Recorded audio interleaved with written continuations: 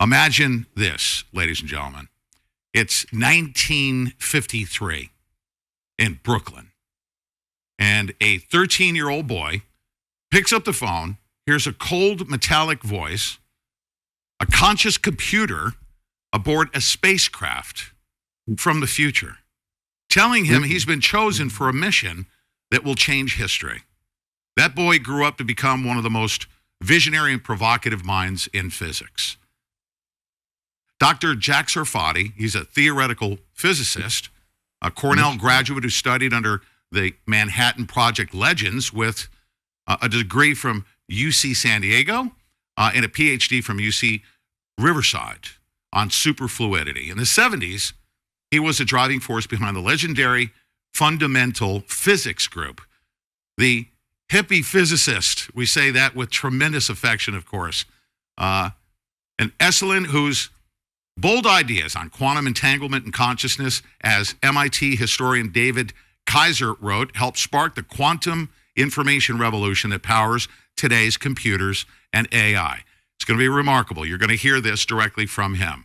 The documentation, declassified documentation showing Dr. Jack Sarfatti working with AI and discussing AI and writing about AI, developing AI back in the 80s and even further back than that. We'll get that from him directly. But today, he's a pioneer of post-quantum mechanics, a radical framework that unites quantum physics, retrocausality, consciousness, and space-time engineering. From the physics of Navy Tic-Tac UAPs, you know that term now, or UFOs, and low-energy warp drives, to conscious artificial intelligence, remote viewing, and the Stargate program.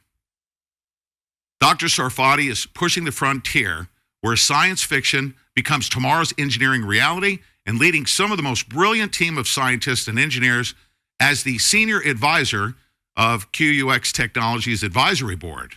I'm proud to announce that as well.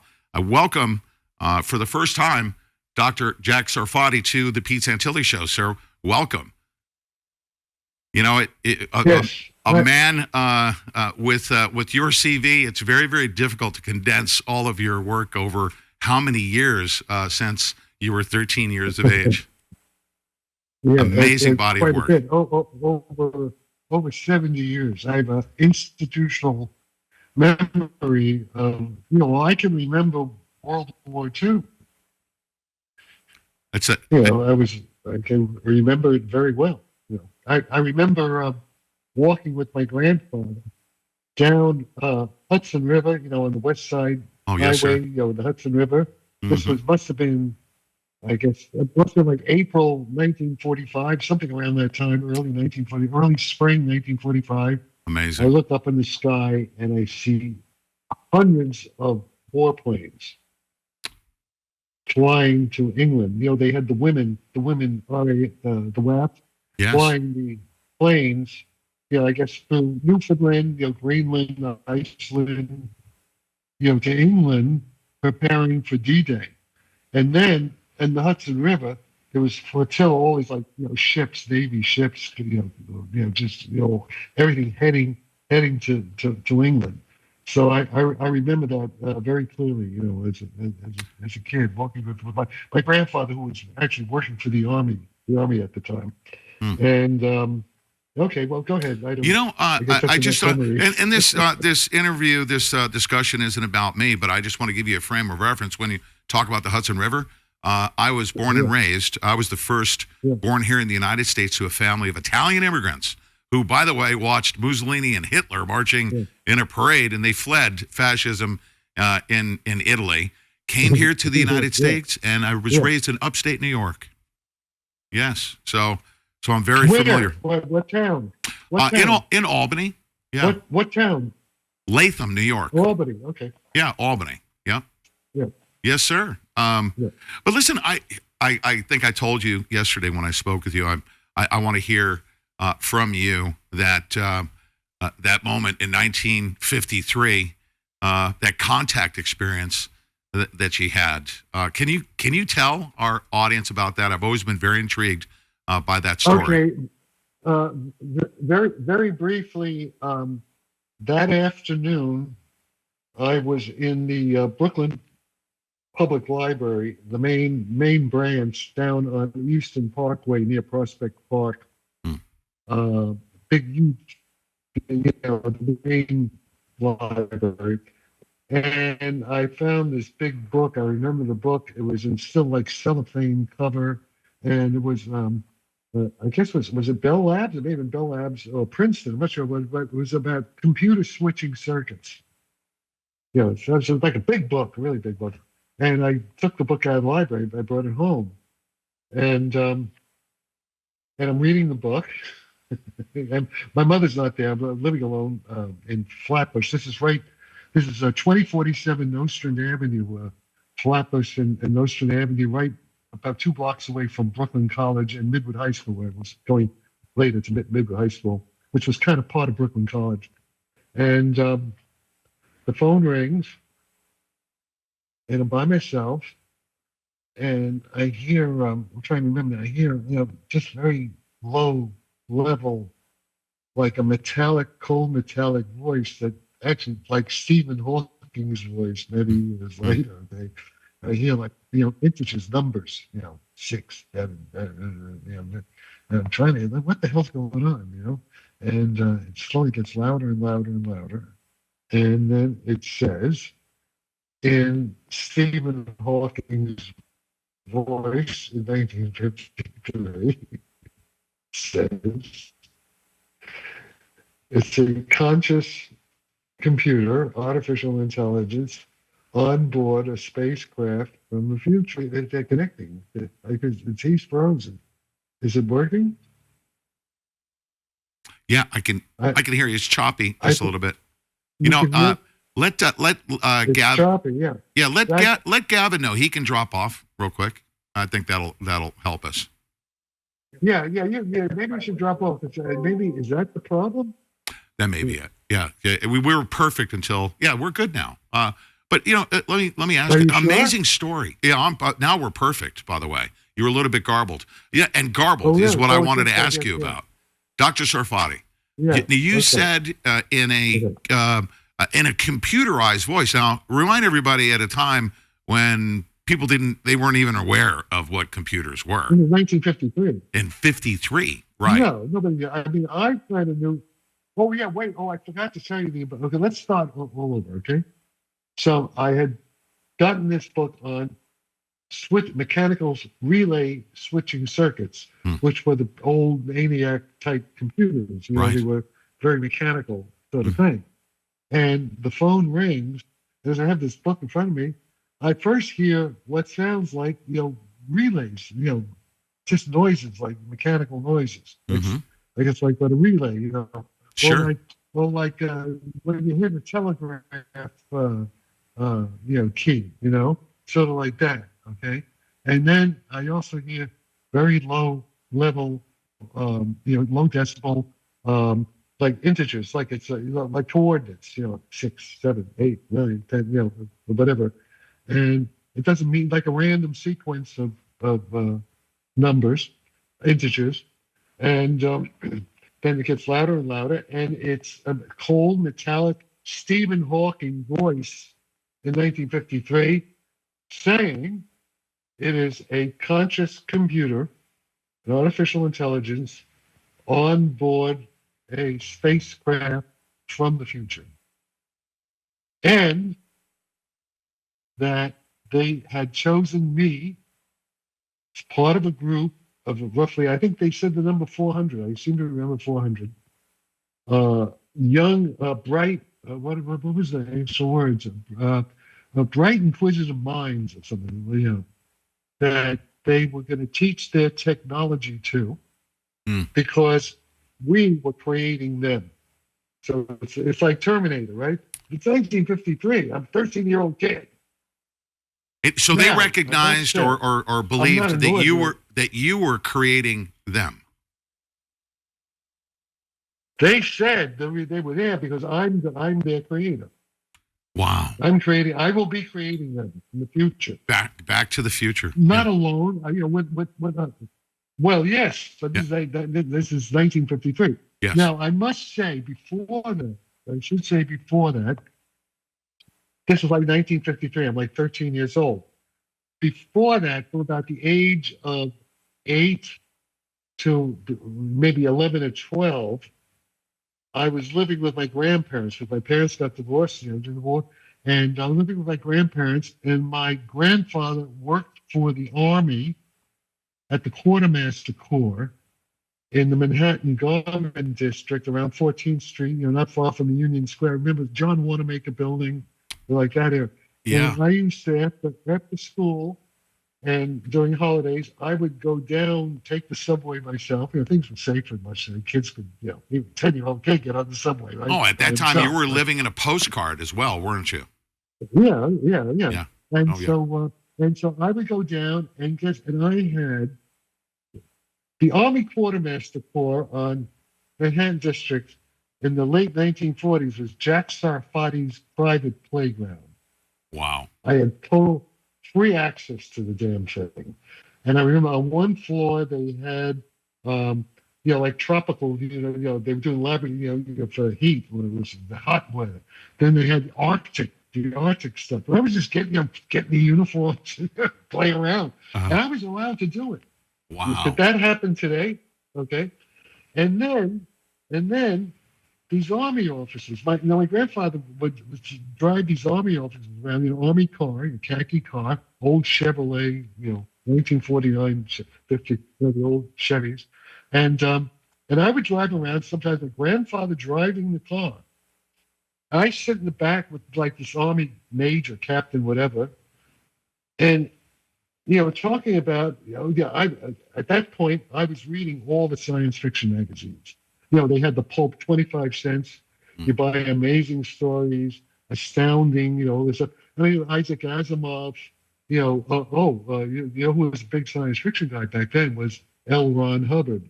I knew about L. Ron Hubbard. He was a science fiction writer. This is before Scientology. Mm-hmm. Okay. And all this, so I was, into all this stuff. And I knew about RUR, Rosman's Universal Robots, Isaac Asimov. I was into robots. Flying. Okay. The Army would talk to me about flying saucers, psychic stuff, Wow. and encouraging my interest in science. Wow. Okay. Now this moment. Now you just went forward in 1953. When you had that phone call, you called that a pivotal moment. Right? Listen. Yeah, wait a minute. But right now I'm back in the 1940s. I'm like 1949, 1950, when I'm with the Army people. Wow. This is before I didn't know call. that. I did not know that. Okay. Yeah, this is before the phone call. I'm giving you background. Wow. Yeah. Before the phone calls. Before the phone calls. Now, I must say something else. Yes, sir. See, just setting the background. I have to talk to you about my Uncle Arthur. Please. Uncle Arthur, okay? Mm-hmm. Arthur Jacobson. My grandfather's name was Murray Jacobson. Arthur Jacobson. My mother's Millie Jacobson, okay? Arthur was, he was back in the late 1930s. My Uncle Arthur and my mom were like a dance team. This is the Jitterbug, 1930s, Jitterbug in New York, Manhattan. Yeah. They were like in their late teens, early 20s. And there was a place called the Roseland, big dance place in Times Square, okay? And they used to have the Harvest Moon. Well, in any case, dancing was a big thing back in, absolutely. The 20s and the 30s. Yeah, okay. So my mother and my uncle, they were a team like Fred Astaire and his sister, and they would win the things. They would win. They won some of the dance contests. Okay? Competitions, yeah. So this is like 1940. It's like late 1940, and my uncle, he was a handsome guy. He was 6'3", and he looked like Douglas Fairbanks. Sort of dark, good-looking guy. And so there were talent scouts from Hollywood there, and they gave him a contract to go to Hollywood. To like $100 a week was a lot of money back then, right? Like an extra, like possibly developing a talent. But there were winds of war developing. My grandfather says, Arthur, do your reserve army stuff right now, so in case you'll be out in 6 months, you'll do it. You won't have to worry about being drafted, going to war. And so he did that. I can tell you funny stories what happened in the South. He's the only Jewish guy, with all these rednecks, cleaning all the drains. The funny stories he would tell me. He was very funny. It's like a comedian. And so the point is, he's supposed to get out like December 10th, 1941, right? Pearl Harbor. Wow. He's like on the first boat, one of the first boats out of Fort Mason, where we just were, to the South Pacific. He's 4.5 years in the South Pacific, so, and, in MacArthur's, but the thing is this, here's the weird thing about it. He got, jungle rot, and got like they would all get sick, but they were sent out on patrol. See, now this is the psychic stuff now.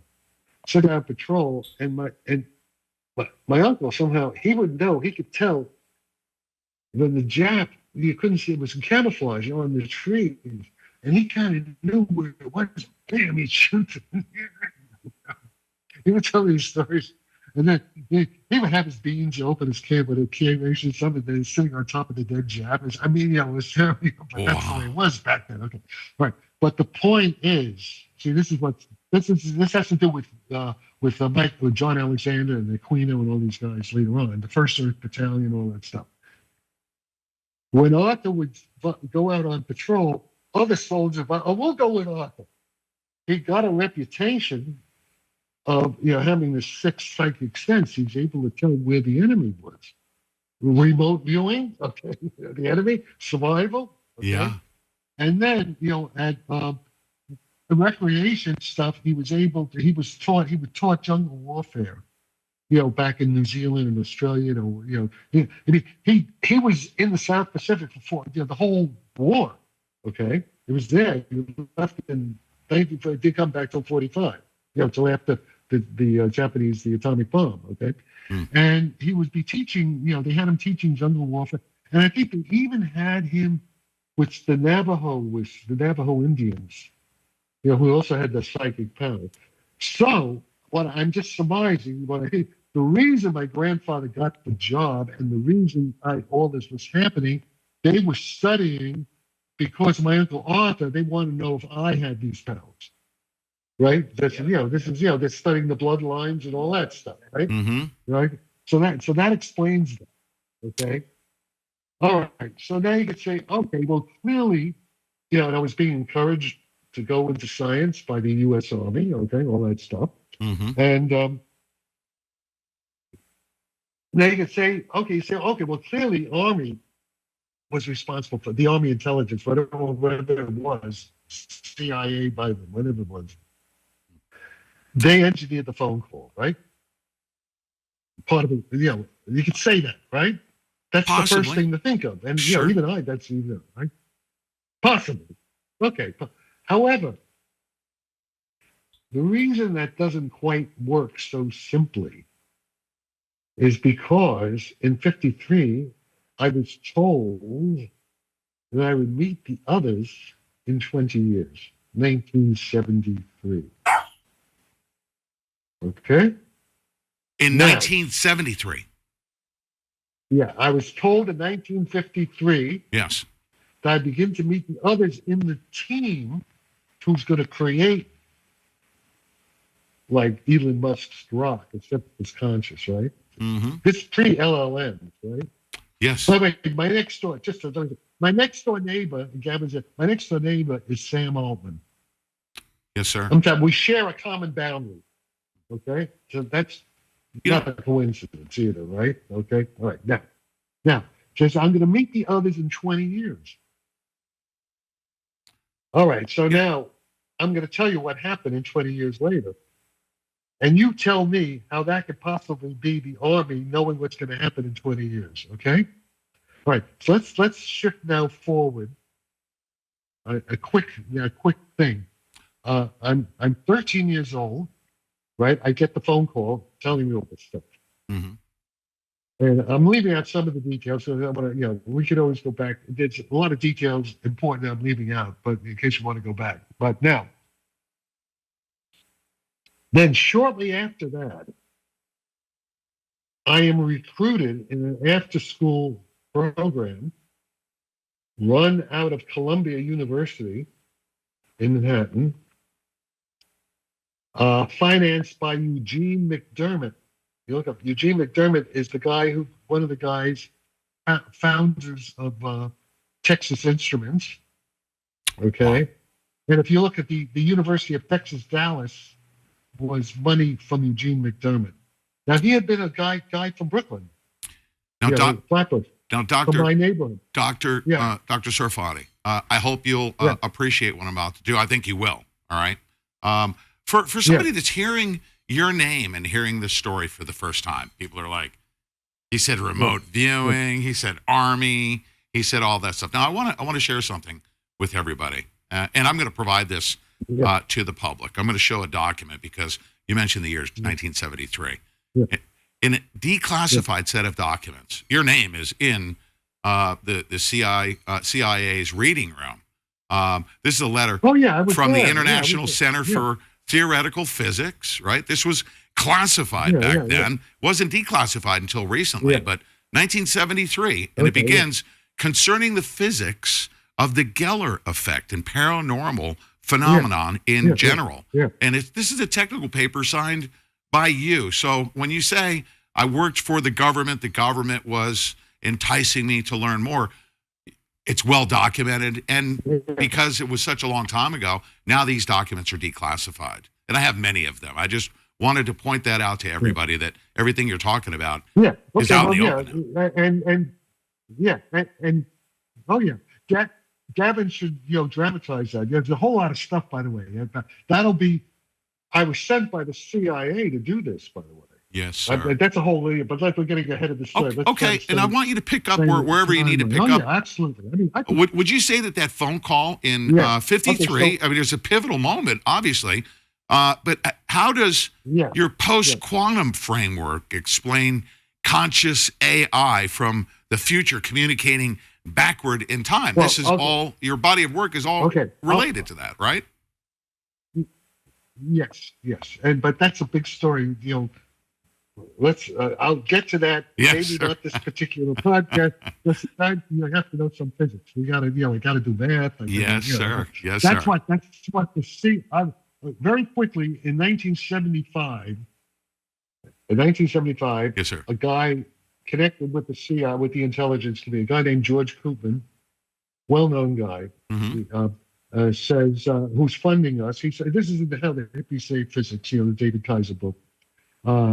He says, Jack, the CIA, first he told us the CIA was really formed in 47 because of Roswell. Other things too, but Roswell was a big factor.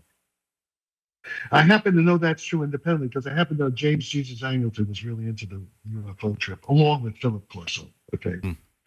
Colonel Corso. But the thing is that Koopman, who's funding us, this is the fundamental physics group, physics conscious research group. It's all how the hippies say physics.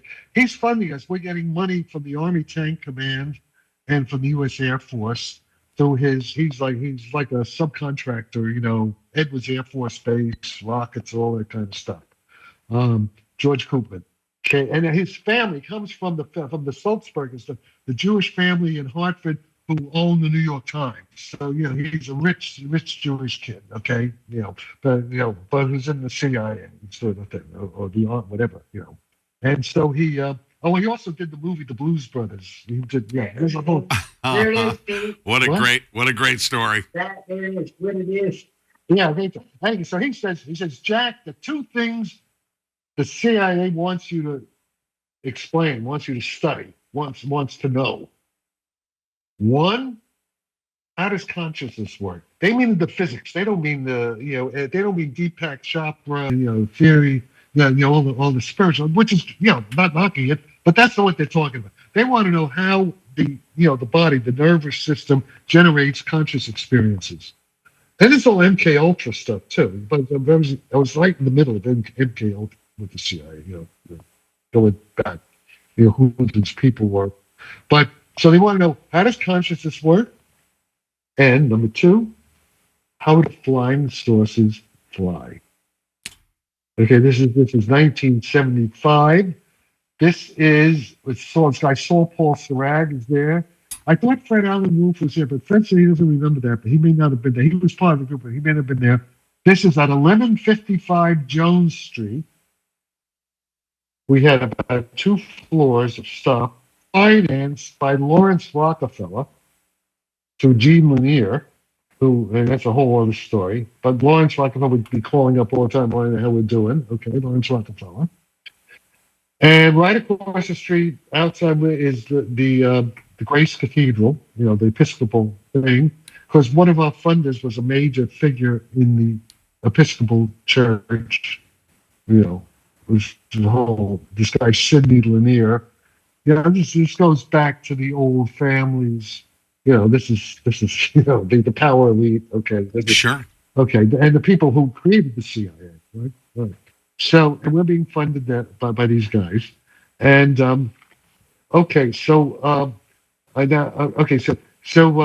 let me go back to the phone call. It's 53. I'm gonna flashback. I have to go back to lay some more stuff to prove time travel. That it's time travel. Yes, like sir. Back to the Future. Yes, sir.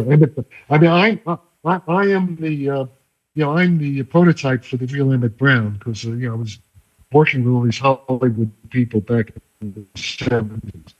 But the thing is this, okay, so the phone call happens. Robert Bashlow was my age. He was like 13 years old. Russian Jewish family. He's like insane genius. He is at Juilliard. You know what Juilliard School is? Yeah. Juilliard sure School in music school in Manhattan for the top. Okay. He's a student at Juilliard, as well as being at Midwood High School, in high school with me. Mm-hmm. Student at Juilliard. He can play anything. He's like a concert pianist. Wow. He can play, he can play like he can play Chopin, he can play Bach, and just anything. He could play almost any instrument. He was like a super musical genius. Wow. Plus, he was making thousands of dollars in the coin market, selling rare coins. Really? At 13. Wow. Yeah. At 13 years of age? Wow. 13 years of age. Okay, it's kind. And he was a crazy Russian Jewish, you can imagine. Very charismatic kid, and brilliant, a genius kid. And he recruited me and this other genius kid called Johnny Glogauer. Johnny was a year younger than me. I was like 12. I was 13 then, but I was 13. And Johnny was 12. And Johnny Glogauer, he was also a student at Juilliard in violin, but he was a whiz kid. I mean, about the whiz kids. I think the quiz kid. He was on radio with the quiz, the quiz kids. And in fact, they took him to meet Albert Einstein in 1953 at Princeton. He met Einstein. Shook hands. And I'm the only kid he would talk to, because all the other kids are too dumb, right? He was reading at 12. He read and understood Singe and Shields is a textbook in tensor calculus.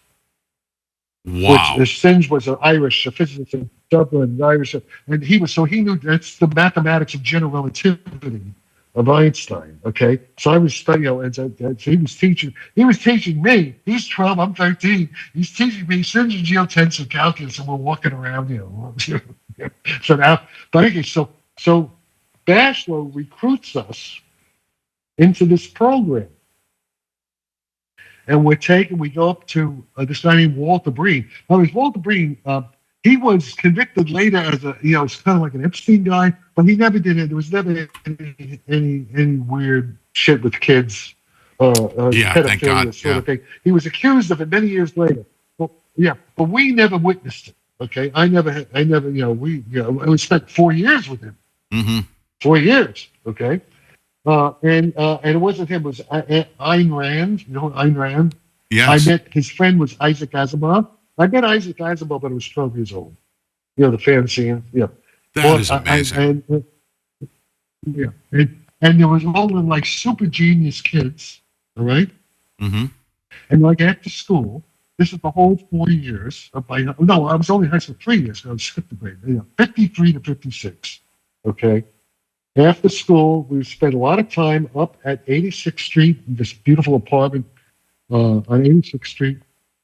And at times, these guys from Albuquerque would come up. They looked like FBI, black suit, very straight. Remember, this is the 50s. This is Senator Joe McCarthy. Yes. Right. And we would be lectured. We'd be lectured on, the Soviet, the anti-communism, the whole thing, and how all this patriotism stuff, and how we have to, fight the Soviet Union. We're going to go this brainwash. And then I remember Green is walking with one of the men in black, like men in black, sure. Mm-hmm. And the guy is saying, and Walter's saying, these kids, they only want to do math and physics. I can't get them into art and music too much. And somebody, there was I overheard that. I'm walking with the other guy, so that's kind of interesting. Okay, so this was a military project, right? So I'm 16 years old. I graduated Midwood High School at 16, the age of 16, almost 17, but September that year I'd be 17, but I'm 16 graduate. And because of this program, okay, I was given full scholarships. They wrote, they wrote this 10-page thing about me, I could have gone to MIT, University of Chicago, Cornell, in full school. I think Cornell gave me more money. I'm not sure.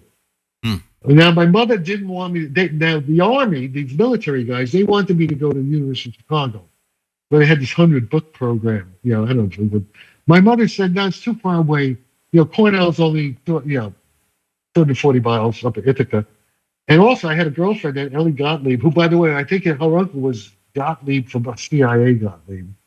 I think her uncle or her dad or somebody was Sidney Gottlieb. I'm not sure about that. What's her first name? Eleanor Gottlieb. Eleanor Gottlieb. Wow. Yeah, Eleanor Gottlieb. She was my age, and she was gorgeous. I mean, she was beautiful. I was in love with her. And she said she was going to Cornell. So Jack, why don't you go to Cornell? So plus I'm going to go to Cornell. chasing. Of course, yeah. Back then, even. All right, so yeah, okay. So I wind up at Cornell. And who's my professors at Cornell? All Manhattan Project. Like Hans Bethe. You look at the movie, Hans Bethe, Philip Morrison, Ken Greisen. You look at these names. Robert Wilson, the guy who ran the baby of the National Accelerator Lab. Paul Olam. These are mathematicians. Mark Kotz. I mean, this is like these are the top 18 of the guys who built the bomb in Los Alamos. Wow. And these are my professors and my tutor. But Hans Bethe was like a tutor. I had one-on-one. I did some research for Hans Bethe my senior year. Okay, so Manhattan Project. Okay, guys who built the bomb. This was also when Oppenheimer lost his security clearances. All this, but a lot of these guys were very left wing at the time, even back then. So of course, and Cornell is CIA is an Ivy League institution, and specifically the Central Intelligence Agency is basically Yale University, Skull and Bones. Yes, sir.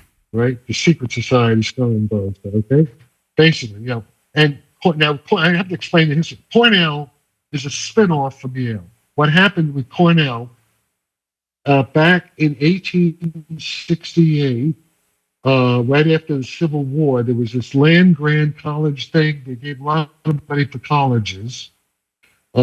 Ezra Cornell was a rich farmer, back up in New York State, and he gave the land and money, and he hired Andrew Dixon White.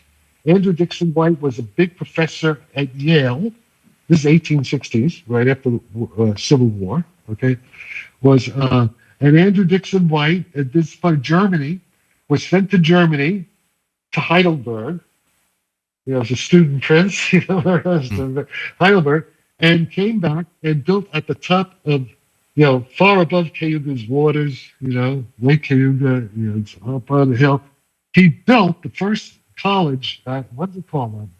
Can't remember, maybe it'll come back to me, with the G. Anyway, the first campus of Cornell in 1868 was an exact replica almost of Heidelberg, the German student prince type fairyland sort of thing. Now Cornell's a lot bigger. It's like you said, it's like a giant thing. But this is back in when I was at Cornell, only like 3,000 students. Wow. 3,000 students. I entered Cornell. Okay, now let me explain this. Now this is kind of fun. It's 1956. I'm 16 years old, little, immature Jewish kid, right, from New York. Right? My mother takes me to Grand Central Station. This is September of 1956. Grand Central Station, and there's a train, a special train called the Cornell Special. The Cornell Special. It's a steam engine. It's a steam engine. Okay, a steam engine, with about 3 or 4 cars, and mostly these. They were collecting all these smart Jewish kids from New York. Remember, Cornell is WASP. Cornell is Ivy League. It's all full of these old Anglo-Saxon, New England Protestant families, right? Mm-hmm. But they were recruiting these kids, Jewish kids. Most of their parents, they had come from Nazi Germany. They were like first generation. Escaping Hitler. But the government, obviously the government knew, well, this is the future brain power. So they gave we had about 200 of us, doing these mostly boys, Jewish kids like me, all on scholarship, from poor families, going up to where, this is some of the wealthiest, it's Harvard, Yale, Princeton, Cornell is the Pennsylvania Brown University. So, and we're in the Cornell Special, packed in. And I remember I'm in the back. I'm waiting goodbye to my mother. I'm in the caboose thing and saying goodbye to my mom. And it's about a 6-hour trip, 240 miles, steam engine. Smokers.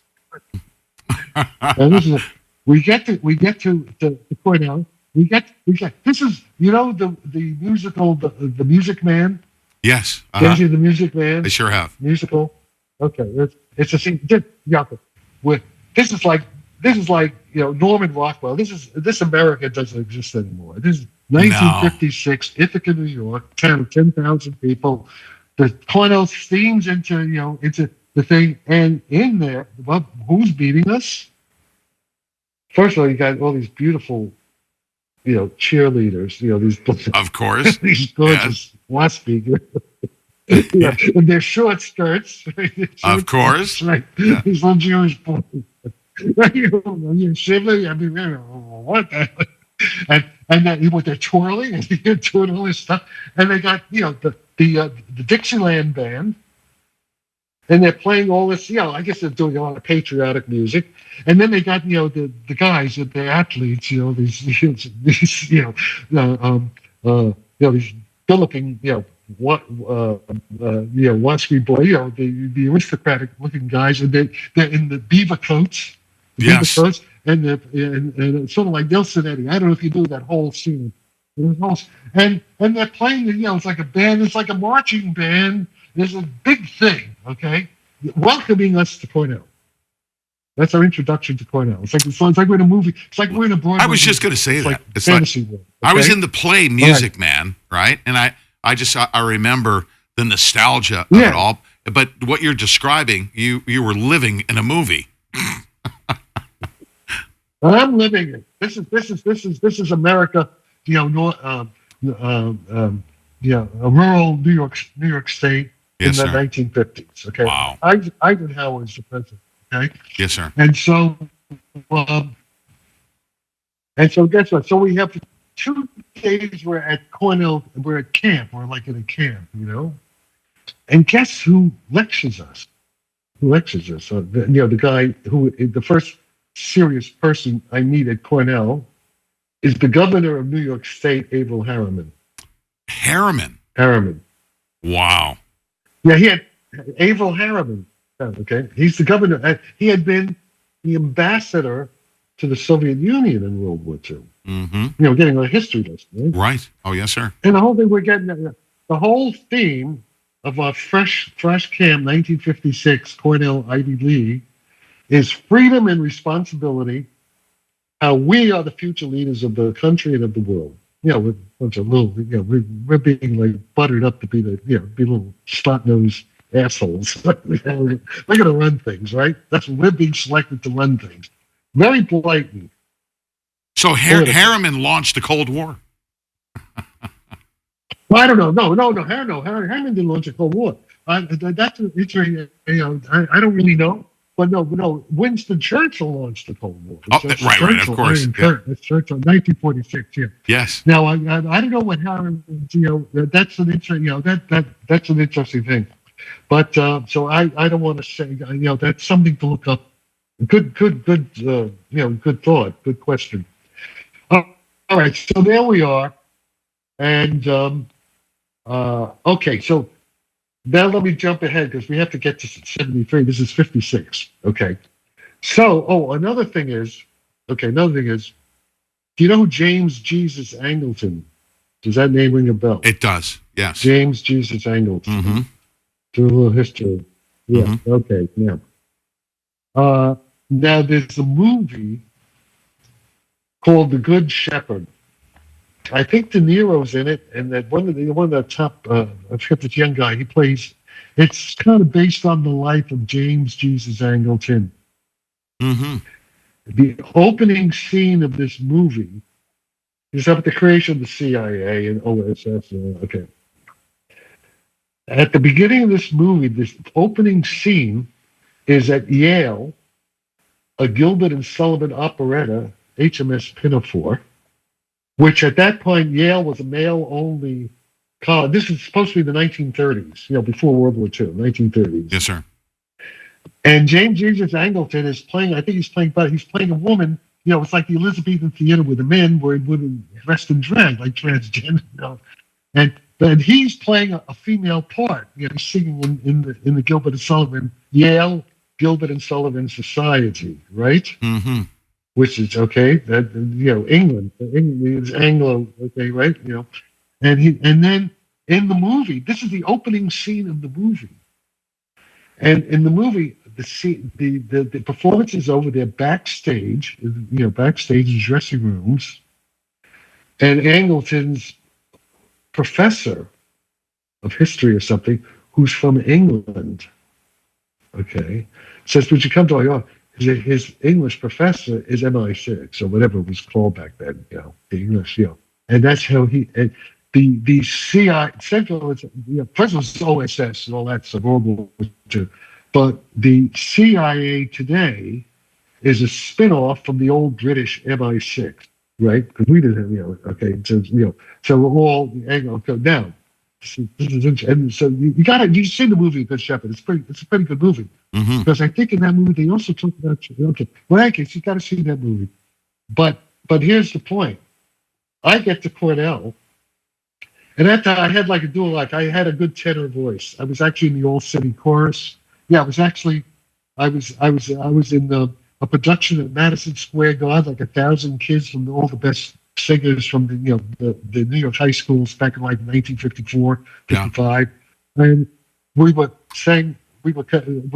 conducted. I was Arturo Toscanini.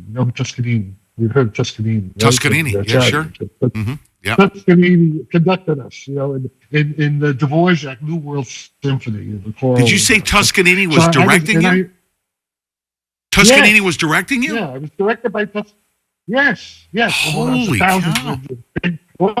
At Madison Square Garden. Madison Square Garden, okay? Wow. This is New York. Okay. So I had, I could tell you with me and Judy Garland. I knew Judy Garland. That's another story. Another Frank Sinatra, the whole thing. Right. But those are other stories. But the point is this. So I was recruited. I'm a freshman. and I became the lead tenor in the Cornell Savoyards, the Cornell Gilbert and Sullivan Society. Okay.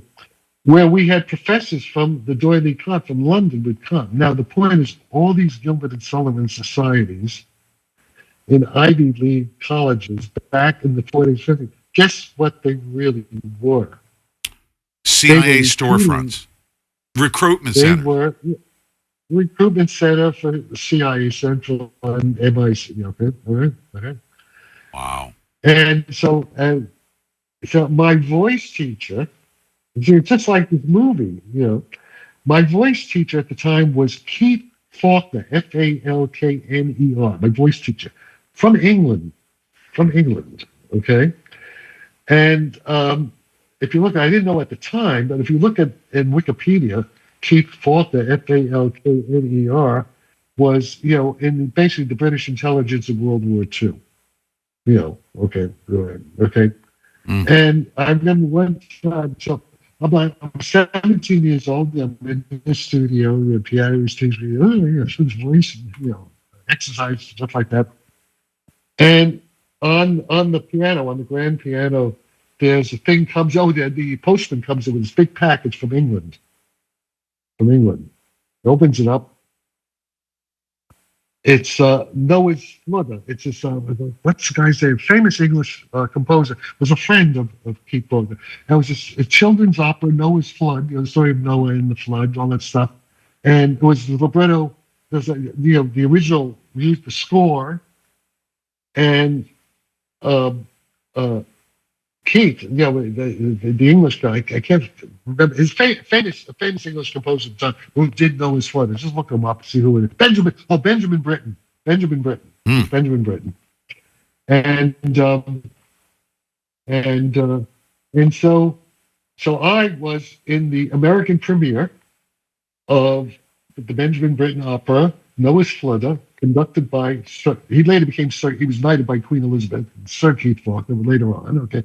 And I was Ham, the son, he was, 17 years old, in this American, at, where was it? It was with these, it was the church there. It'll come back to one of the main English church on campus, the whole thing. Okay, so there's that. So I'm already, been noticed by the British intelligence from Ithaca, caught up. Also, I was a teaching assistant. I was assistant to Phil Morrison, who was a well-known communist. In fact, he was being called before the House Un-American Activity about McCarthy and all these guys. So, I mean, obviously, FBI agents were all around. This is the 4 years. I'm at Cornell, 56 to 60, class of 60, right? And okay, and then I graduate. And I wind up at Brandeis University. It's now 1960, right? 1960. Oh yeah, I was married at the time. I got married in my senior year to the head of the Cornell Savoyard Society. She was a year older than me, Judy Belmore, whose father is Yale. I mean, they're the Plantagenets. They go GAR. All these aristocratic white Anglo-Saxon positive girls. They all go for the Jewish boys. They're rebelling against, I guess, whatever. They're going for the intellect. In any case, so I was married. Oh yeah, I was married in Children's Court because I was 18. My mother had to give permission. I was married in Children's Court in Ithaca in 1959. I'm class of 60, right? Mm. So what? All right. No, I mentioned I'm from upstate, and these are my old stomping grounds. I mean, in Ithaca. Yeah, but you're a lot younger. Yeah, you're a lot younger than me. How old are you now? You're younger. I'm 60. I'm 60 now. Yeah. Yeah, right. You could be my son. You're like, if I had a son, you could be, Yes, sir. Because I could be, I could be your dad. Yeah. All right. So the thing is, it was more like, by the time you were growing up. It was more, less uptight or whatever. Oh, do you ever? Okay, there's a book about this by Richard Farina about the. I'm actually in the book. I mean,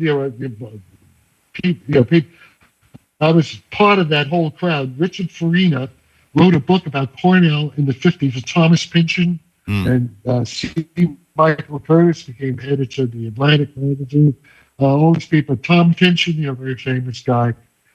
And the name of the book has Been Down So Long, It Looks Like Up to Me. Read that book. It's about the whole scene. Everything I'm talking about is like novel form is in that book. It's one of the really good books of American literature of that period. Okay, Been Down So Long. So and there are a lot of Been Down So Long, It Looks Like Up to Me by Richard Farina. He died very young in a motorcycle accident, like the guy with the Porsche. James Dean. He's a James Dean type guy. Okay, and his do you know Peter, Paul, and Mary? Do you know Peter, Paul, and Mary? Yes, sir. That group. Okay, well, they was a client. I mean, Peter Yarrow was a friend of mine. From Peter from Peter, Paul, and Mary.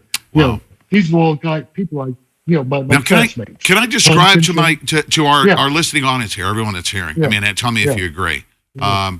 The imagery that I see as you're describing as you're coming up in Cornell, in Ithaca, where you were married, that you're living in a postcard. It's beautiful country, isn't absolutely. It? It's Norman Rockwell. It's like Norman Rockwell, sir. Yeah. And it's innocent. I'm telling you, these are innocent times, really innocent. Yes. And we were innocent kids, and the girls are beautiful, and they're aristocratic, and well mannered. I mean, I'm not just a little New York Jewish schmuck, I'm a shadow.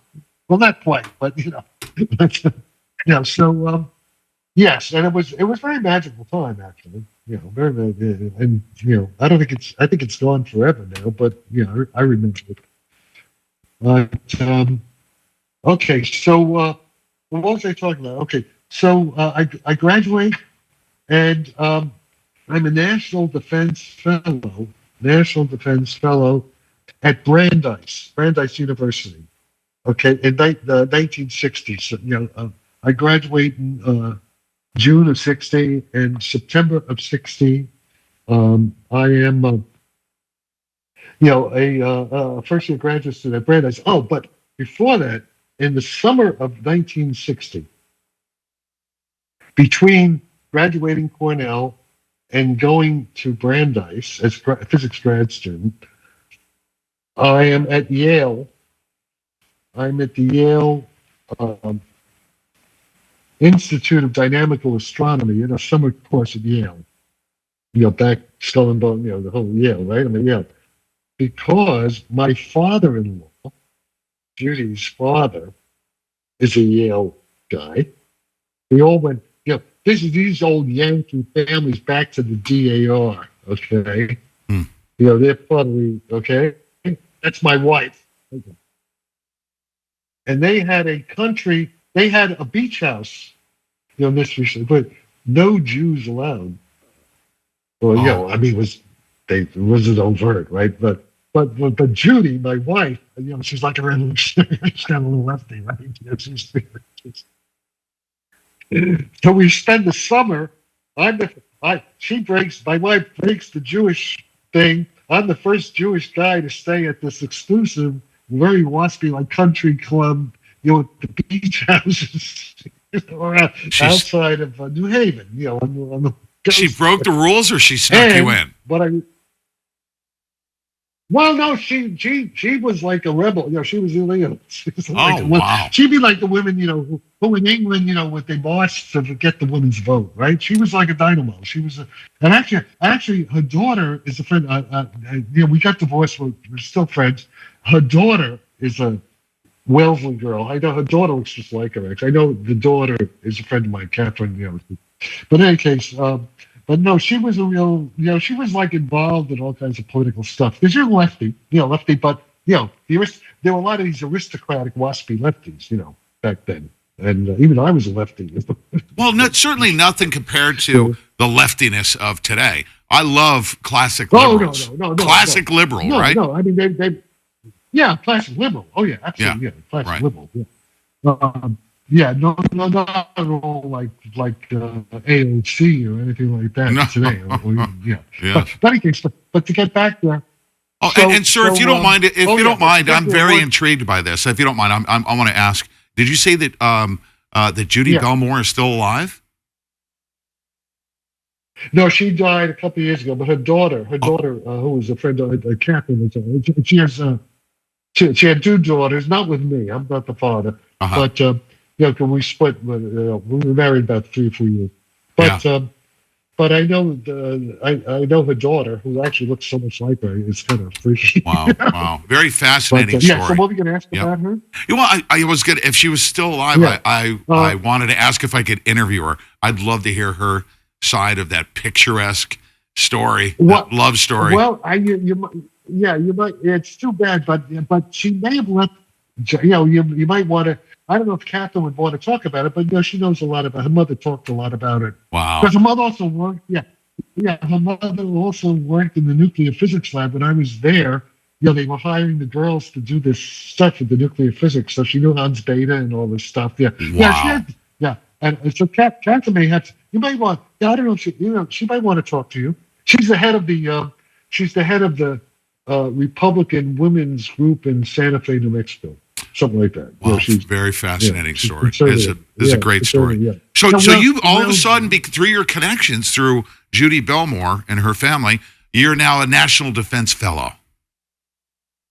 Well, no. I mean, we're both. Judy and I were both graduates. She was in English literature. English literature, and Jonathan Swift, I think, was the thing about it. But so she was getting a graduate student in English literature, and I was in physics. We both got funded, money to go to Brandeis. They said whatever sent us to Brandeis. Okay, so we wind up in Brandeis. Oh, let me tell you a funny story. So Brandeis was a very small place then. It's all connected with Israel, right? It's big Jewish money, okay? And at the very beginning, it was just like arrived, and there was a party. It was like Abraham Sacker was the president, and at one point he was considered president of Israel. But these are, this is like the old Jewish money, right? Funding this thing, Israel, and all that stuff. And there was a party. There was the guy, this is against the politics. There were all these, the Frankfurt School. Who the hell did the Frankfurt, that guy, let's see. The name will come to me. He's a famous guy, okay? But he was left the Frankfurt School, but he also worked for the CIA in the war. I mean, these are all like Jewish intellectuals who fled from Hitler, right? And they were working against Hitler during the war. But they were basically Marxists, Marxists. Would you quickly look up the Frankfurt School? Who's the head of the Frankfurt School? Who was very influential. He took Angela Davis and all these guys. He taught Marcuse? He was very influential. Herbert Marcuse. Yeah. Herbert Marcuse. Marcuse. In fact, my wife knew him very well. You know where I learned that name from was from Charlotte Iserbyt. Have you ever heard the name Charlotte Iserbyt? She wrote the book Dumbing Down. But Marcuse was a big professor. Yeah. Okay. Yep. Yeah, and she taught me about the Frankfurt School and Skull and Bones in Yale. All right, okay, but I grew up with these. I was part of these people because of my wife. Okay. Wow. Right. Wow. So Angela Davis. Okay. So but also Philip Robb. There was a bunch of other people. The Partisan Review. Just look at the Partisan Review. Mm-hmm. Okay. So again, let me tell you a funny story. It was Isaac Bashevis Singer, who's a well-known Jewish writer. In any case, so it was it's connected with Harvard, and all these joint things going on with Harvard and Cambridge, Brattle Street Theater, the whole Harvard Square, all this stuff. So at the beginning, there was a party, and I was by myself. I guess my wife Judy was there already ahead of me because she was part of this, she was in the liberal arts, and I was like in the science one, right? So I'm walking by myself, and Abraham Sacker's house, it's a party. Abraham Sacker's house, like up on a little hill, and I'm walking by myself, and I feel a tap on my arm, and it's Eleanor Roosevelt. Dang. Eleanor, You got to be kidding me. Yeah, she's frail. She's frail. And she, no. And she said, young man, can I hold on to your arm? I need help getting up the hill. Wow. So I'm looking. Yes, ma'am. Escorting Eleanor Roosevelt. Amazing. It's just, I mean, no, she was, even though may not agree with the part, but she's a great lady, right? Oh, yeah. Eleanor Roosevelt. And so I'm being touched by history a lot. Okay. Yeah, I know. I shook hands with Harry Truman.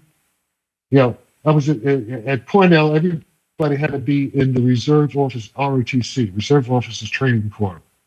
Mm-hmm. I'm sorry I didn't go into the Navy because the Navy was they were all the all the old families. They were all in the Navy.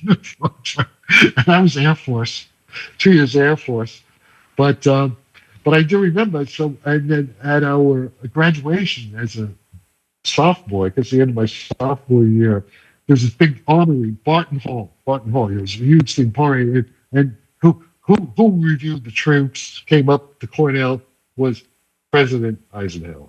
So, march past salute the President of the United States. Things like that. I mean, we were just took it for granted. We're going to be running the country. This elitism was very much part back. I don't know what happens now. This is before all the commies took over, really took over, the whole thing. But this is still, and then there's another thing. Another professor I had. Now this is interesting. I think in my junior year, I took political theory course on the writings of Saint Thomas Aquinas. Okay, the Catholic. Okay? Yes. Catholic. And my professor was Mario Einaudi from Italy, Italian professor. This was a big class, like hundreds of students. He was a very popular professor. Okay, it was a popular course because he was a very charismatic, good professor.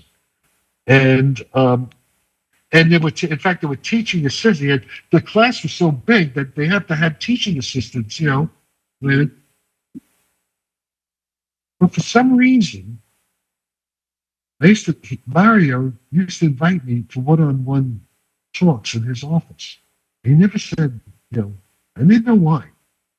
And I was into it. I actually got, I think maybe one of the highest grades in the course I was writing on. So I was really interested because Thomas Aquinas is a brilliant guy. And this is my joke. And so now let me jump to 2008 or so. 40, 50 years later, 2008. I'm in Rome. Okay, I'm in Rome, and I won't go into all the details. And I'm at the flat of Ippolita Sarfatti Gaetani, okay, who is the granddaughter of Margherita Sarfatti, okay. If you look up at this, look at Margherita Sarfatti, who, by the way, I must say, because happens to be true, one of the creators of Benito Mussolini. Okay, this is in the hills. This is the Hungarian or the Romanian embassy is right outside.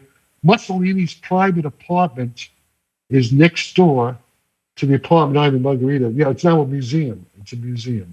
Okay, it's a museum. If you don't mind, Ippolita. What was the middle name? Gaetana. What was her middle name? Ippolita Sarfatti middle. Gaetani, the popes. There were popes. She's that family. She's the family of the popes, the Gaetani popes. In the middle of whatever it was back. Okay, right. This is the most aristocratic family, but they're Jews too. The Sarfattis are Jews, but they're all integrated into the aristocracy. Mm-hmm. Those are my cousins. That's my grandfather's cousins. And and I'm with. She's the granddaughter, actually a friend of Fidel Castro. It turns out they're very left wing, but I have photographs.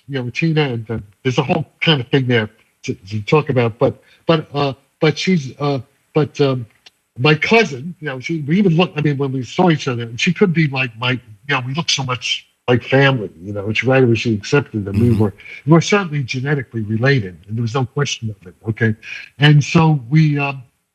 So she's making dinner. She's making lunch for Tina, who Gavin just met, Tina, and her friend Patricia, who worked for the Vatican for the Pope. That's a whole other thing. She connected with the Vatican, deep connection with the Vatican.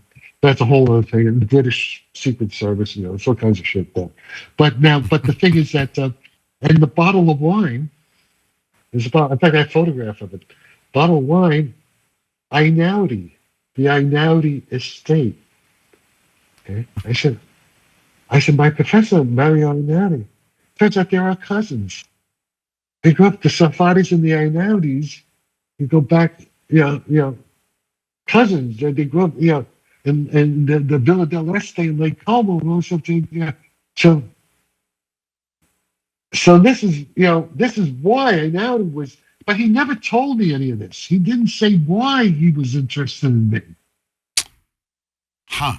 Okay, also, I guess physically we looked, you could tell. Did he seek you out? Did he seek you out, or was it coincidental that you met? He sought you out. No, he sought me out. Well, I was like his top student. I was the only one he'd have in for private tutorials. Wow. In the course, I got like maybe the high. But he never told me any of these things. He didn't say what his interest was. It was like a familial interest.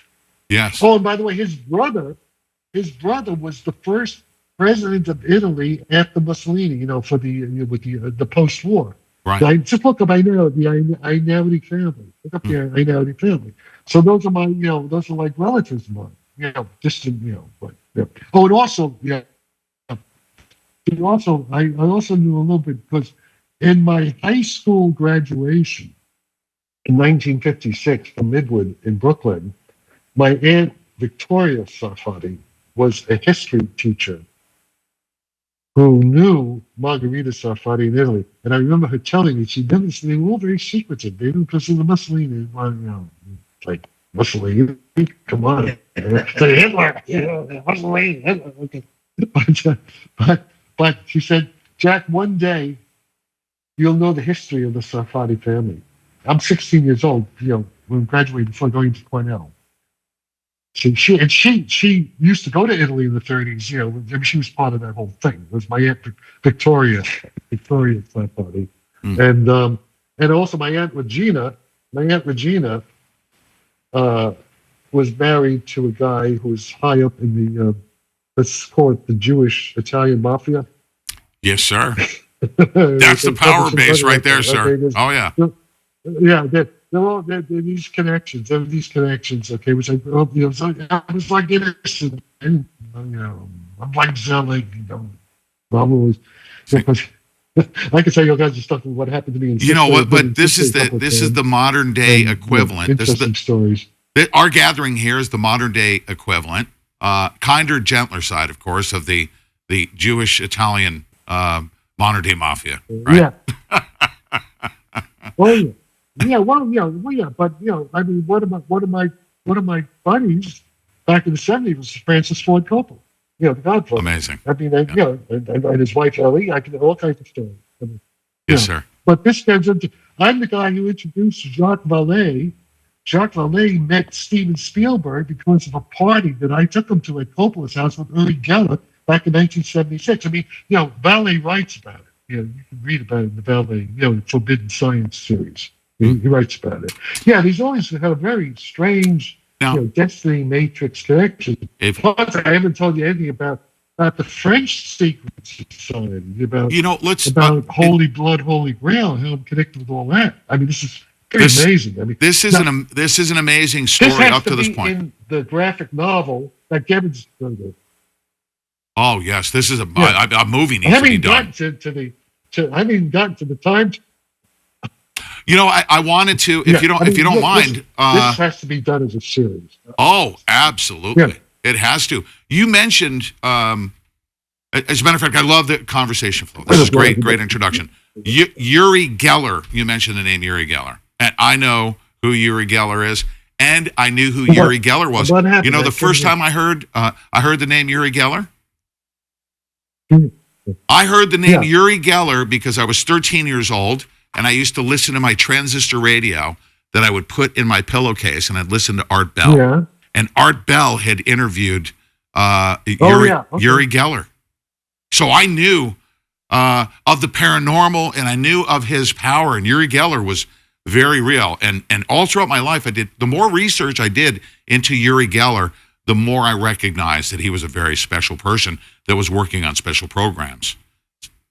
Am I correct? Yeah. Now you know who his buddy is. Yeah. Do you know who Uri Geller's closest friend is? Close. He has. Oh, no, I don't know. I can guess, but it's Bibi Netanyahu. You're kidding me. Bibi, the Prime Minister of Israel. Is that true? Now, let me tell you something. Wow. Yes, it's true. That is a huge revelation. Oh, yeah. Now, well, it's just very important. People don't know this shit. Okay. Now, no, listen. they don't. Uri and the two Netanyahu brothers were all in that elite paratroop unit in the 67 war. So it's band of brothers. We're talking, you're military, right? You're Marines, yes, right? United States Marine Corps. Yes, sir. Yep. Okay, yeah. So you know what that means. I do. And I know what that means. Okay. And now let me tell you something. Yes, sir. Uri Geller. Uri Geller is he might as well be the head of the Mossad. He's Mossad. Well, he's been Mossad all the way through. Okay. Yeah. This whole thing has been, very deep, and it's connected with disclosure with UFOs and all that. It's all connected. Mm-hmm. Let me tell you something. Uri Geller was living like a multi-millionaire in England. I've been there. Okay. I've been to his London place and to his Thames place. You know who George Clooney is? You know George Clooney. I'm from Cincinnati. George Clooney, and married that, Right. Okay. Well, Clooney bought this place on the Thames River. Was next door to Uri's place. Wow. Mm-hmm. Okay. Mm-hmm. Uri was hanging out with the head of parents. I mean, this is he's at the highest level. Stuff. Okay. He has plenty of money. Okay. And let me tell you, in his London place, okay, his London penthouse is the old MI6 headquarters before the new one. Uri lived in the penthouse, which was the office of the director of MI6 before they built the new one in south of London, not far from the old Vic Theatre. Right. And Uri's next door neighbor, Uri at the time, Uri's next door neighbor, who Uri owned the flat, like his tenant. Uri's tenant was Kevin Spacey, who was heading the old Vic Theatre back then. Spacey, the actor, who also got trouble for being queer or something like that. But okay. Now, here's the big thing. Here's the important thing that's relevant right now to what's going to happen in Iran. The whole thing. You understand? We don't. We're right in the center of the cyclone here. Okay. Uri Geller gave up a comfortable life, sold his properties in England because Bibi Netanyahu said, Uri, you have to come back and help me run Israel. You understand what I'm saying? Yes, sir. This is news. This is news, right? Yeah, this has never been disclosed publicly, has it? Has this ever been disclosed publicly? No, this is... No, because I'm the only guy who knows it. It's Jack Sarfatti who's telling you I know from yes, sir. Experience. Yes, okay? sir. All right. So this is Now this is gonna. I mean, this is nobody knows this shit, right? Okay. Uri Geller's been on all kinds of stuff using his paranormal powers. Okay. Which is very and real. Even controlling Mm-hmm. what President, which is very real, which may be controlling what President Trump is doing. Jared Kushner. By the way, I'm not going to mention names. One of my closest friends is a close friend of Jared Kushner. Can call him out the phone anytime. Mm-hmm. Do you understand? Yes, sir. Using the power for good. Using the power for good. Well, I hope so. Well, I think so. I mean, at least what Uri thinks is good. I'm not sure if I would agree, but I'm just telling you as it is. Yes, sir. Yes, sir. I'm telling you as it is. These power. Okay, you have this Uri. You have Louis Elizondo's Slide 9, right? You know about Slide 9? Have you seen Slide 9? That's psychotronic warfare. Yes. About controlling the minds of our leaders. Yes, sir. Controlling the mind control of the President of the United States. Yes, sir. And by the way, I mentioned the name Dr. Robert Duncan from DARPA, MIT. For years, I worked with Dr. Robert Duncan learning mind control.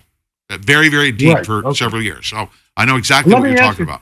Okay, you know what I'm talking about. Okay, it's very real. Yes. Okay, and I mean, that was what the CIA was asking me to work on. Consciousness is how, Mm-hmm. Now, again, if I could, the stops went down the wrong. Yeah, I know everyone's going to ask the question. By the way, you have a very special bottle that you had there. The other, no, not that one. The other one, the green one. Yes. One, yeah. What brand? Everyone's going to ask. No, it's Scottish. There it is. It's the Hebrides. It's from the Hebrides, exactly. And I knew this. The Hebrides in Scotland distilled the classic bloody Scottish bonding. Where President Donald J. Trump is from, by the way. Oh yes, as a matter of fact, one of my girlfriend, not a girlfriend, but a friend of my my girlfriend, a friend, a lady friend, is in McLeod. She's related to the mother of from the Isle of Harris. Yes, Harris sir. was the other one. Which island? One of those islands. Yeah.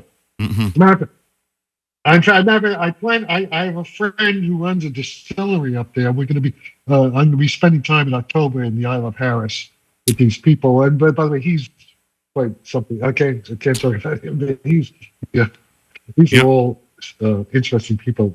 Now, Dr. Sarfatti, you mentioned that we are gonna have to do this. This conversation went absolutely incredible. We're going to have to do a series. I'm going to put back on the screen once again, and I had no idea. This is the first piece that I wanted to mention here.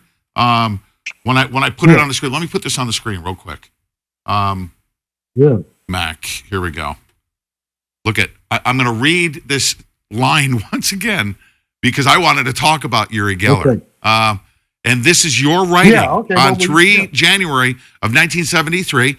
You're writing concerning the physics of the Geller effect and paranormal phenomenon, right? Now, what's interesting about this is as I read through it, okay, here, let me see that the effect of direct modulation of the plasmic field of the brain was established by S.U.N.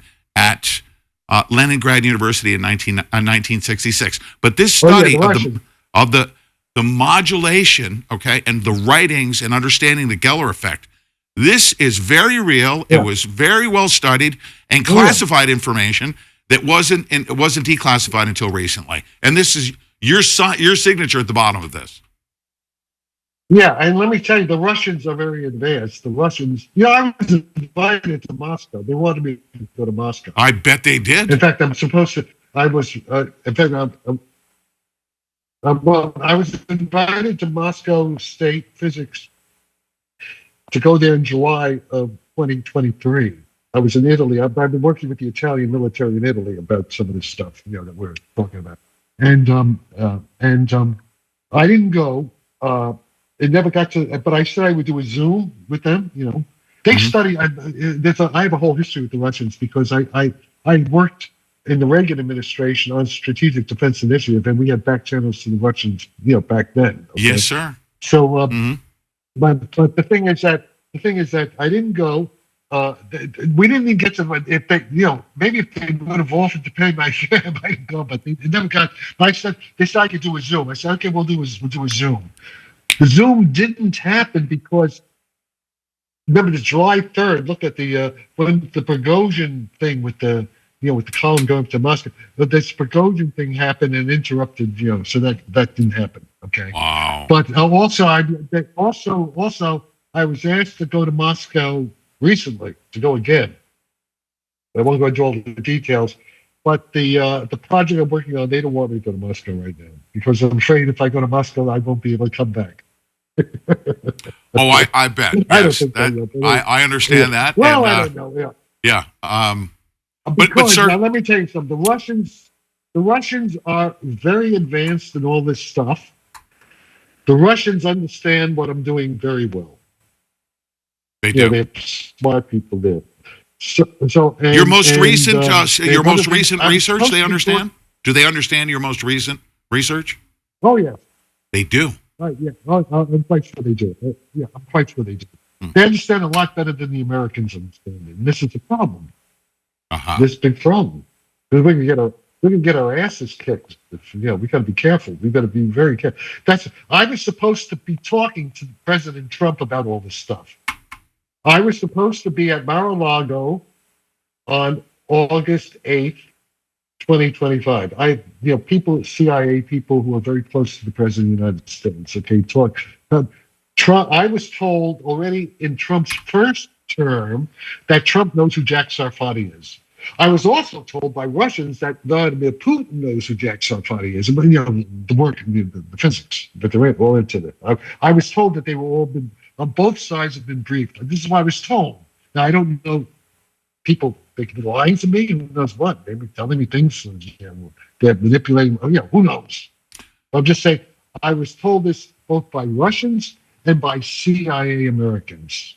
Two different ones. Yes. Two different CIA Americans who don't even know each other particularly. Can we just let that, just in case the Russians are listening, can we let, just in case the Russians are listening, that QUX Technology has already, QUX Technology already has you occupied as a senior on the senior advisory board. So you're going to be tied up for a couple of years, right? So Vladimir, he's going to be busy. But the point is, okay, so let me explain. Let me explain what's going. Let me explain the big picture though. And there's a schism here. There's like a war going on. Right? Within the American. Look, there is a faction of the American intelligence community, which is very high up, by the way. We're talking about old families. I'm talking about families connected with the beginning. I'm talking about, you know what Society of Cincinnati is? Yes, sir. Do you know about them? Yes, I do. Okay, well, I'm talking Society of Cincinnati. I'm talking about Varick, the George Varick, who was the secretary to George Washington. I'm talking about the old families of Society of Cincinnati, who, sort of the good guys. They're sort of like my guys. Sort of. Our founders, pretty much, right? Yeah, the founders. Okay, the military, the the army of the revolution. The Cobra Group. Yeah. Well, okay. All right. Good point. But the point is this: the president got elected. This has to do with the current politics. What's happening right now? The president got elected on number one peace candidate and to normalize relations with Russia to prevent the nuclear holocaust. Right? Sir, if you don't mind, you just broke up. You just broke up. Can you repeat that last statement? It chopped up. Deliberate. Yeah, that just totally chopped up. I need you to repeat what you just said. Yeah, I think that's not a coincidence, right? That's good. Okay, let's repeat it again. The policy of President Trump's his deep policy is to normalize relations with the Russians, with Putin. Because why? Number one, because we don't want to have a nuclear war. We don't want to kill everybody, right? We can't go to war with Russia because it turns out their nuclear weapons are better than our nuclear weapons. It happens to be a fact, and they have better technology and they have better rockets and everything. There's even a chance if we had a nuclear war that they might destroy America and they would still survive. I don't think it's much of a chance, but Right. I'm speaking as a physicist now. I'm speaking. My professor's built the fucking bomb. Yes, sir. All right. Okay. So this is not. Yes, sir. Yeah. 80. I'm 86 years old. So that's the fact of the matter.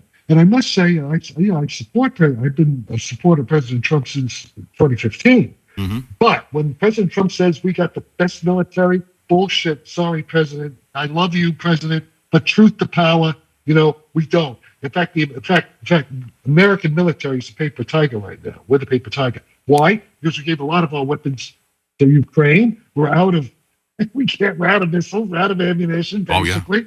And guess what? And because China owns all the minerals, and Russia, the rare earth, strategic. I mean, where's the? I mean, I don't have to tell you guys. This is your thing, right? Right. I mean, we can't make an F-35. It was a piece of crap anyway. What I'm talking is much better than F-35, but that's another issue. But that we won't talk about. The thing is that, but the thing is this: our weapons are not very good. That's when I say our weapons are not very good. They're good for certain kinds of war.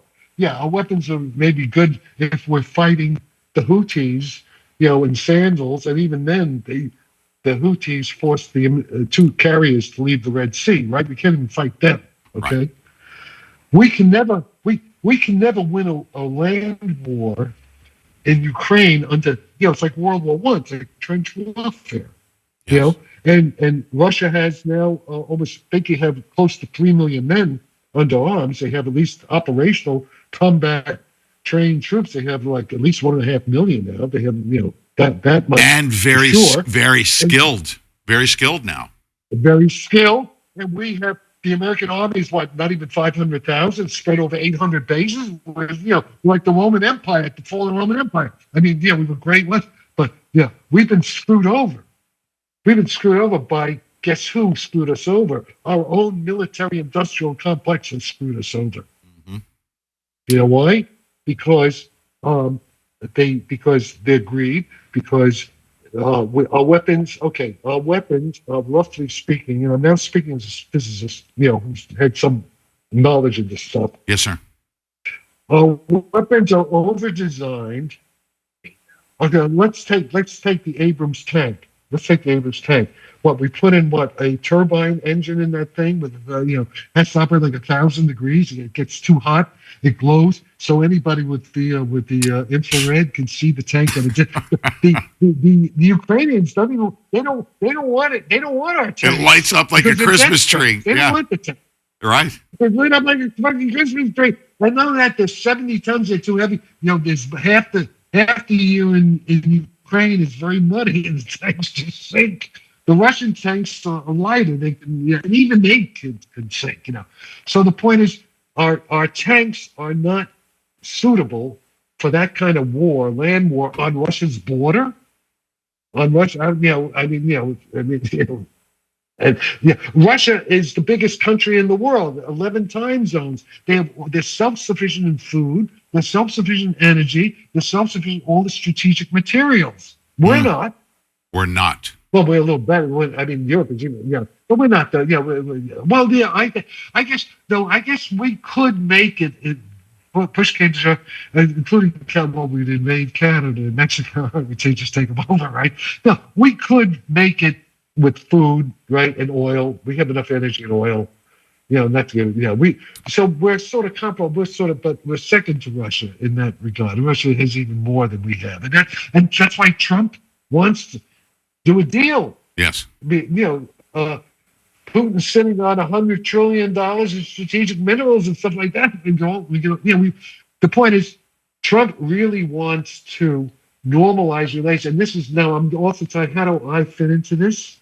I fit into this with some of those powerful families, the founding families, the Society of Cincinnati, okay, goes back to those guys, okay.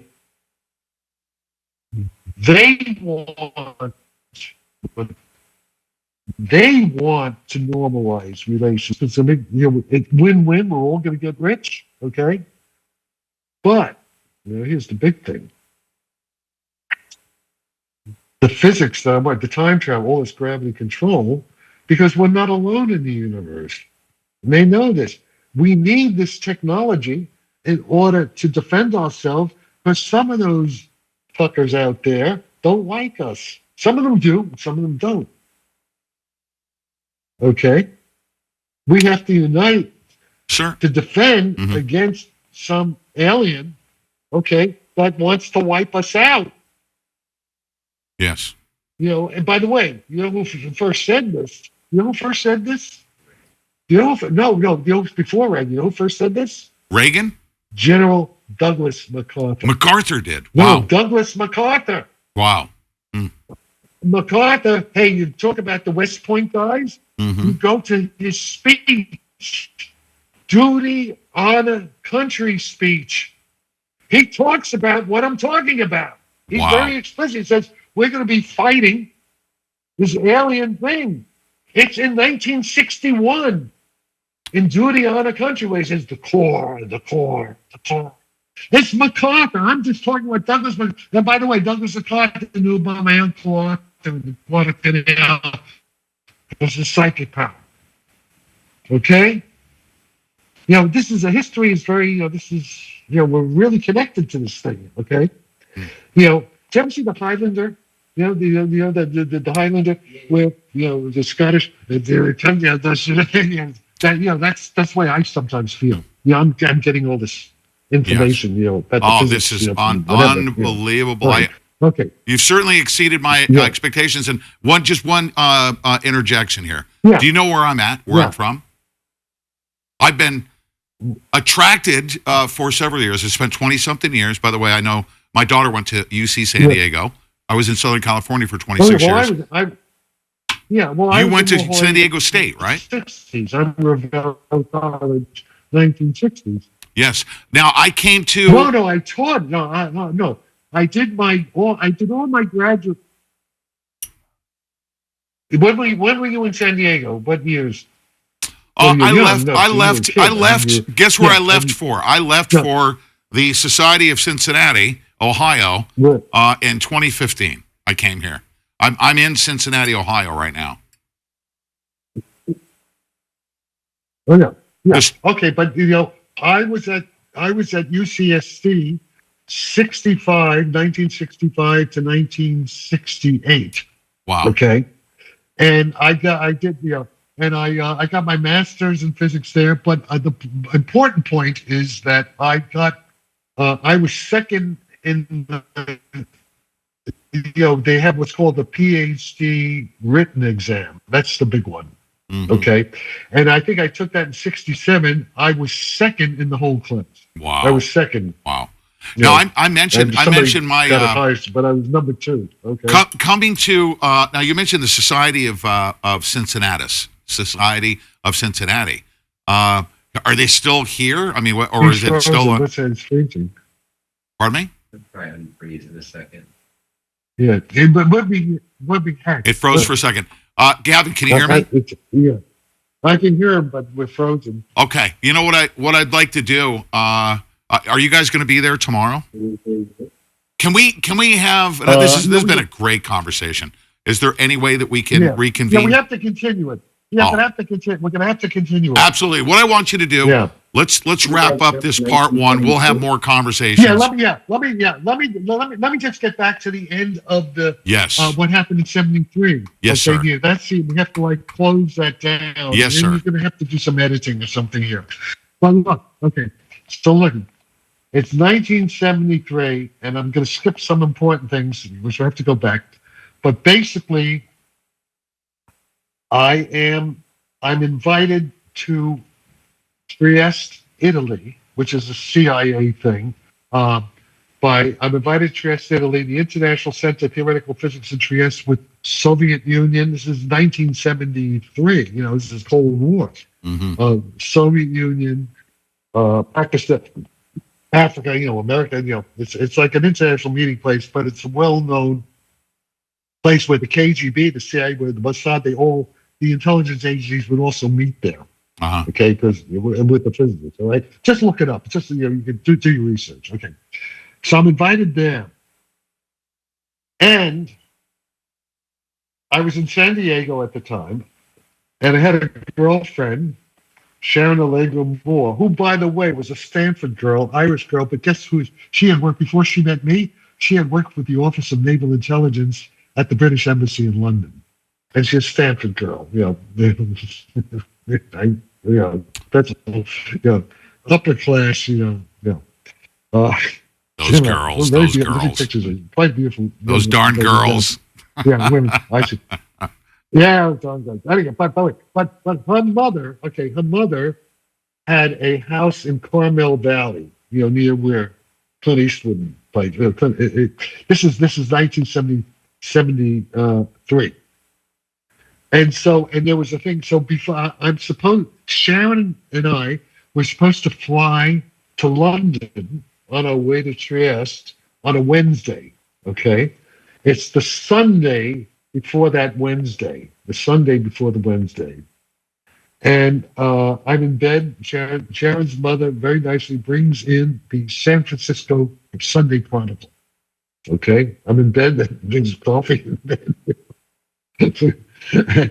And I'm reading the magazine, the San Francisco Chronicle Sunday magazine. I open up, and it's a big multi-color, multi-page spread on Stanford Research Institute, paranormal research, Uri Geller, Engel, Swan, and I said, Sharon, this is, before that, you read Alan Wolf, there's a whole thing, it's a whole backstory of this. But basically, we were being paid by this rich guy, Bob Tobin, to go to Europe. He made a lot of money to research Uri Geller and the paranormal, explaining it was all a CIA thing. But he's CIA, right? But he'd say so at the time, right? So I said, Sharon, this is just what Bob is giving us money to go to Europe for. Is this? Can I ask you something? Can I ask you something? This is an important question. I think you're going to like this. Yeah. This is 1973, correct? Is this before or after the meeting at Dean Brown's house? No, I'm telling you how I got to Dean Brown's house. You're at Dean Brown's house? That's how I got to Dean Brown's house. So wait. Wow. So wait, this is, okay, now listen. So I say, Monday morning, early Monday morning, I'll get this now. This is the key thing. Monday morning, I call SRI at like 8 o'clock in the morning. 7 o'clock, 8 o'clock, it's not that early. Call. And this guy named Brendan O'Regan gets on the phone and he says, "Oh, Dr. Sarfatti, we were hoping you would call us. Can you come up here?" No. We were hoping you were from the 1953 call. They don't know. I haven't said anything about that. I was just thinking about that. We were hoping you would call us. Okay. We were hoping you would call us. They knew exactly where I was. That's what I just connected. You said 20 years later that meeting was supposed to happen. Somebody picks up the phone at SRI and says, "We were hoping you would call us." Wow. Exactly. And they said, "Can you get in your car and come up to see? We want to speak to you." Wow. They know where I was. It wasn't that far. It's an hour and a half. You go Route 17. You go from Carmel Valley up to Menlo Park. Not that far. It's an hour and a half, maybe under 2 hours. Through the hills of Highway 17. And so I get my car. I go up. I get there 10, 11 o'clock in the morning. And I'm not in SRI. I'm right outside SRI. And Brendan is there. And the Institute of Noetic Science is on one side, and there's a gate to the SRI. And he takes me into the office, the smaller building, the Institute of Noetic Science. And the first person I meet is Edgar Mitchell. Edgar Mitchell? Brendan, but he's the head of the thing. Well, he's in charge of the whole fucking project. Yes. The CIA project. Brendan is his assistant. He's from Irish guy. Yes. He's British, Irish-British intelligence. He's like MI5. He is the top. Was he a general, Edgar Mitchell, or what? But he's the top remote viewing. I think he might have been. I guess maybe he retired as a general. Maybe he was a reserve. Might have been a reserve. But he was, he wasn't he Navy? What was the Air Force? Mitchell. When he was military. I think he might have been maybe like an admiral level. Yes, right. No, I don't know. Well, look, I don't know what his military rank was, but he was the head. He's the first guy I beat. Well, okay. Then, by the way, this is all on tape. It's all you can hear in the actual tape. The CIA taped it. So then Brendan takes me to Dean Brown's house, and the head of the board, Jacques Vallée. He said, I heard Jacques Vallée arranged this meeting to take Jack Sarfatti to Dean Brown's house. Jacques Vallée never showed up for some reason, but he was involved. His name was his mom. And then this is all recordings. I think Krypton was there. Yeah, a bunch of people were there. Krypton was there. Yeah, a whole bunch. Yeah, Puthoff. Hal Puthoff, right? And you can hear this. It's on SoundCloud. Yeah, Hal Puthoff and Russell Todd, and Brendan O'Regan and Dean Brown and a whole bunch of other people. I didn't even know half the people who were there. There was a bunch of people. Yes, a lot of people. Okay, and there were tape recorders, on the coffee table, so everything was being recorded. Right. Okay. And I received parts. It was hours. I was there for at least several hours, but there's like an hour of that thing. You'll hear me talking where I talk about the phone conversation I did in 1953. I talk about that.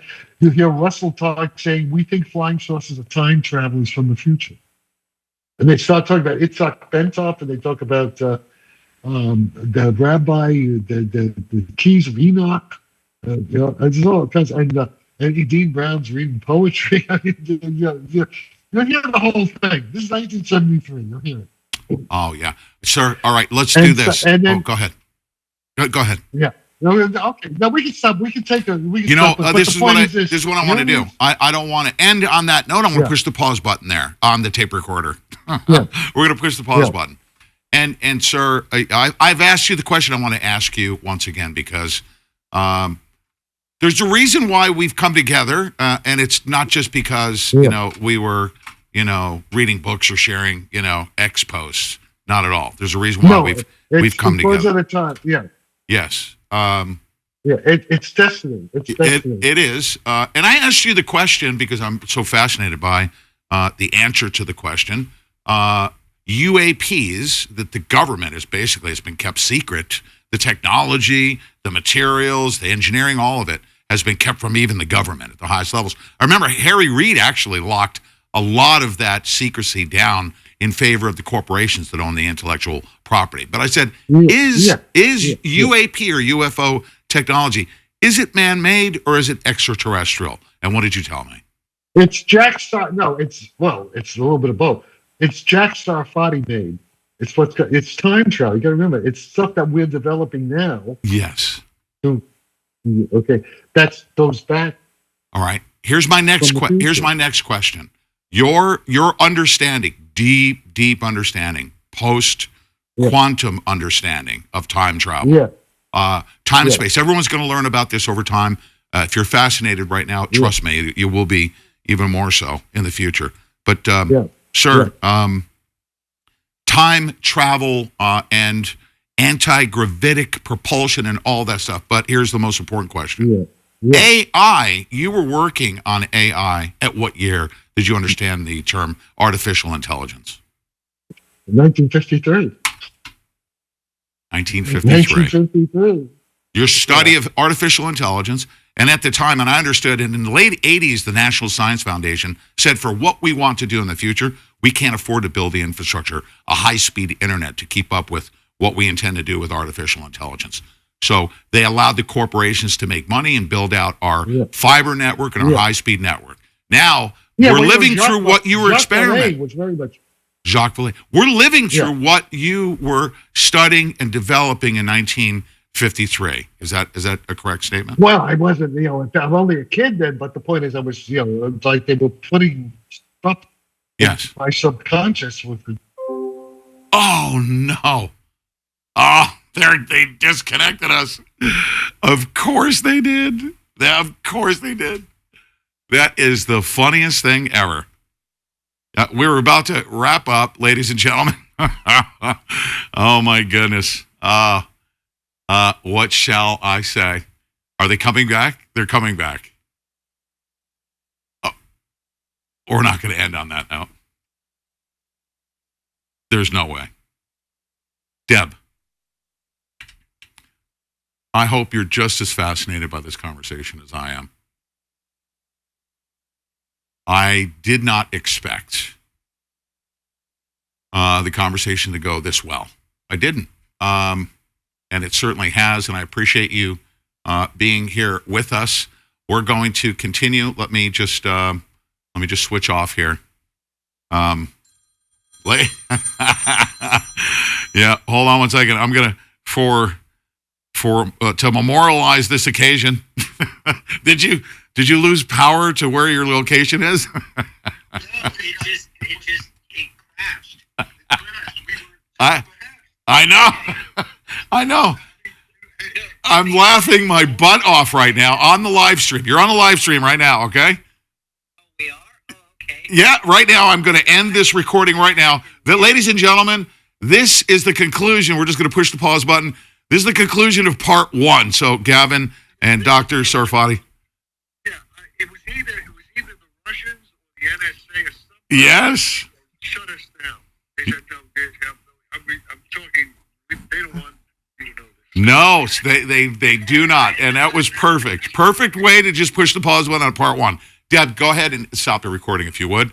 And ladies and gentlemen, we're going to be signing off right now. This is great. We're going to end this way. No music, no nothing.